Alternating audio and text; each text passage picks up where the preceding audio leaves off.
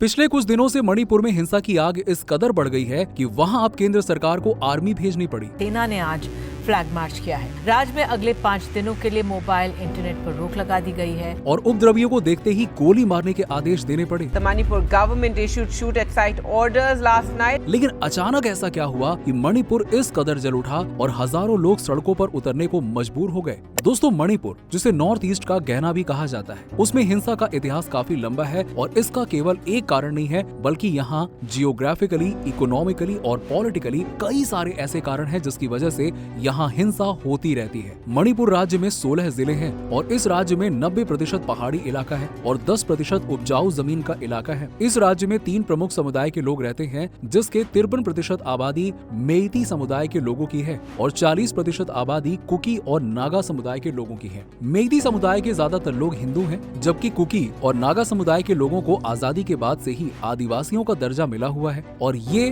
ज्यादातर ईसाई हैं। इसके अलावा भी अन्य छोटे छोटे समुदाय के लोग भी रहते हैं। मेइती समुदाय के लोग उपजाऊ जमीनी इलाके में रहते हैं, जबकि कुकी और नागा समुदाय के लोग पहाड़ी इलाके में रहते हैं। और मणिपुर में जब जब हिंसा होती है तो यही 3 समुदाय केंद्र में रहते हैं। जहाँ एक तरफ मेइती समुदाय के लोग होते हैं तो वहीं दूसरी तरफ कुकी और नागा समुदाय के लोग। अब समझते हैं इनके झगड़े की असली वजह क्या है। इस हिंसा की असली वजह है वहाँ की बहुसंख्यक आबादी यानी मेइती समुदाय के लोगों द्वारा आरक्षण की मांग करना। दरअसल मेइती समुदाय के कुछ संगठन के लोग लंबे समय से आरक्षण की मांग कर रहे हैं कि उन्हें अनुसूचित जाति का दर्जा दिया जाए और समुदाय में आने वाले कई विधायक भी खुलेआम इस मांग का समर्थन करते रहे हैं। इसके पीछे उनका तर्क रहता था कि मेइती समुदाय के लोग पहाड़ी इलाके में जमीन नहीं खरीद सकते, जबकि कुकी और नागा समुदाय के लोग वैली में आसानी से जमीन खरीद सकते हैं, जिस वजह से उस समुदाय के लोगों को काफी हानि होती है और वो अपनी सांस्कृतिक और सामाजिक पहचान खो बैठेंगे। इसके अलावा वो चाहते हैं कि मणिपुर में भी एनआरसी लागू हो, क्योंकि उनका मानना है कि म्यांमार और बांग्लादेश से काफी सारे आदिवासी वहाँ पे आकर रहने लगते हैं और क्योंकि उन्हें आदिवासियों का दर्जा मिलता है, इस वजह से वो उनकी जमीनों पर कब्जा कर लेते हैं। इसीलिए एनआरसी लागू करके उन्हें बाहर भेज देना चाहिए। अब इस मामले में हाल ही में मणिपुर हाईकोर्ट ने राज्य सरकार को आदेश दिया कि वो 4 हफ्ते के भीतर मेइती समुदाय को एसटी का दर्जा देने की मांग पर केंद्र सरकार को अपनी सिफारिश भेजे और कोर्ट की इस बात से नाराज होकर कुकी और नागा समुदाय ने कड़ा प्रोटेस्ट करना शुरू कर दिया और देखते ही देखते ये प्रोटेस्ट इतना बढ़ गया कि केंद्र सरकार को आर्मी की मदद लेनी पड़ी। नागा और कुकी समुदाय के लोगों का तर्क है कि मणिपुर में मेइती समुदाय राजनीतिक और आर्थिक दृष्टिकोण से संपन्न है। यदि हम पॉलिटिक्स की बात करें तो मणिपुर राज्य में कुल 60 विधायक, जिसमें से 40 विधायक मेइती समुदाय से हैं, जबकि अन्य 20 विधायकों में से कुछ कुकी और नागा समुदाय से हैं तथा कुछ अन्य छोटे छोटे समुदाय के लोगों से हैं। इस तरह से कुकी और नागा समुदाय के लोग ये मानते हैं कि अगर मेइती समुदाय के लोगों को भी अनुसूचित जाति में शामिल कर लिया जाएगा तो ये लोग पहाड़ों पर भी अपना कब्जा जमा लेंगे और कुकी और नागा समुदाय के लोग अपना अस्तित्व ही खो बैठेंगे, क्योंकि राज्य में किसी भी पार्टी की सरकार हो, दबदबा मेइती का ही होता है। ऐसे में मेइती को अनुसूचित जाति में शामिल करना ठीक नहीं मानते हैं और इसे कुकी और नागा समुदाय के लोग अपने अधिकारों का हनन मानते हैं। अब सवाल ये भी है कि अगर मेइती मणिपुर में इतनी पावरफुल है तो वो आरक्षण की मांग क्यों कर रही है।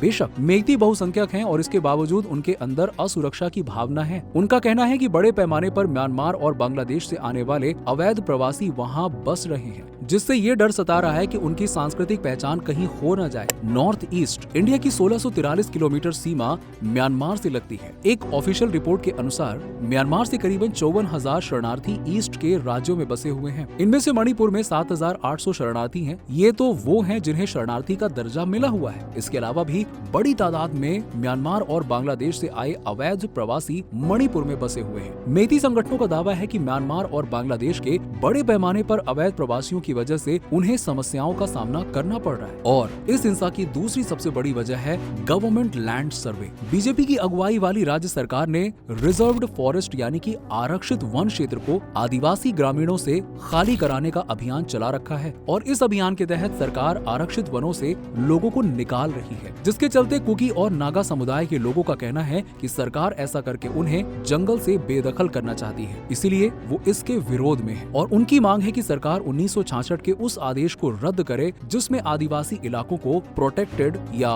रिजर्व्ड फॉरेस्ट यानी कि आरक्षित वन घोषित किया गया है। उनका कहना है कि इसके जरिए उनसे उनका जंगल छीना जा रहा है। अब समझते हैं कि ये हिंसा कैसे और कहां से शुरू हुई। इस हिंसा की शुरुआत चुराचंदपुर जिले से हुई, जो मणिपुर की राजधानी इम्फाल से करीबन 63 किलोमीटर किलोमीटर की दूरी पर स्थित है। इस जिले में कुकी समुदाय के लोग ज्यादा रहते हैं और 28 अप्रैल को कुकी समुदाय के लोगों ने इंडिजेनस ट्राइबल लीडर्स फोरम यानी कि ITLF ने गवर्नमेंट लैंड सर्वे के विरोध में चुराचंदपुर में 8 घंटे बंद का ऐलान किया था। उस दिन मुख्यमंत्री N बीरेन सिंह का चुराचंदपुर जिले में कार्यक्रम भी था। वो चुराचंदपुर में न्यू लमका टाउन के सद्भावना मंडप में रैली के साथ साथ एक ओपन जिम और PP स्पोर्ट्स कॉम्प्लेक्स का उद्घाटन करने वाले थे, लेकिन 27 अप्रैल की रात को ही भीड़ ने मुख्यमंत्री के कार्यक्रम वाली जगह पर जमकर तोड़फोड़ कर दी, कुर्सियों को आग के हवाले कर दिया और जिस ओपन जिम और स्पोर्ट्स कॉम्प्लेक्स का उद्घाटन होना था वहां तोड़फोड़ की गई। जिम को भी जलाने की कोशिश की गई और इतनी हिंसा के बाद भी वहां वीरेंद्र सिंह के कार्यक्रम की तैयारियां चल रही थी। 28 अप्रैल को अधिकारी और बड़ी संख्या में लोग CM के आने का इंतजार कर रहे थे, तभी वहां प्रदर्शनकारियों ने धावा बोल दिया।